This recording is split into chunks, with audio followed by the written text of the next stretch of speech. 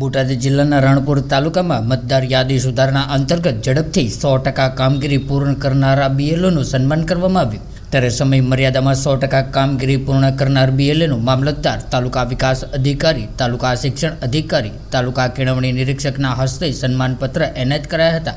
ત્યારે હાલ સમગ્ર રાજ્યમાં SER 2026 અંતર્ગત મતદાર યાદી સુધારણા કાર્યક્રમ ચાલી રહ્યો છે।